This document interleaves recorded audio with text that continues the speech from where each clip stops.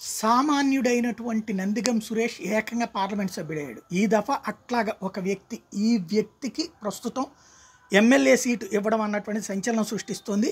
అతను వాస్తవంగా ఉపాధి హామీ కూలి ఇప్పుడు ఏకంగా ఎమ్మెల్యే ఎన్నికలకి సిట్టింగ్ ఎమ్మెల్యేని తీసి పక్కన పెట్టడం అన్నటువంటి జరిగింది. అనంతపురం జిల్లా మడకశిర ఎస్సీ నియోజకవర్గం, అక్కడ సిట్టింగ్ ఎమ్మెల్యే తిప్పేస్వామిని మార్చారు. అక్కడ ఈర లక్కప్ప అనే సాధారణ వ్యక్తి, ఇతను ఈర లక్కప్ప మాజీ సర్పంచి, లక్కప్ప స్వగ్రామం గుడిబండ మండలం పలారం. లక్కప్ప తండ్రి వచ్చేటప్పటికి సాధారణ వ్యవసాయ రైతు కుటుంబం, ఇంటర్మీడియట్ వరకే చదువుకున్నాడు. అతి సామాన్య వ్యక్తిగా ఉన్నటువంటి వ్యక్తి. కాకపోతే ఇతనికి లక్కప్పకు మద్దతుగా 74 పంచాయతీల అధ్యక్షులు, జడ్పీటీసీలు, ఎంపీటీసీలు నిలిచారు. టికెట్ ఇవ్వాలని ఏకగ్రీవంగా తీర్మానించారు. ఈ నేపథ్యంలో జగన్మోహన్ రెడ్డి అతనికి టికెట్ ఇవ్వడం అన్నటువంటిది కీలకమైంది.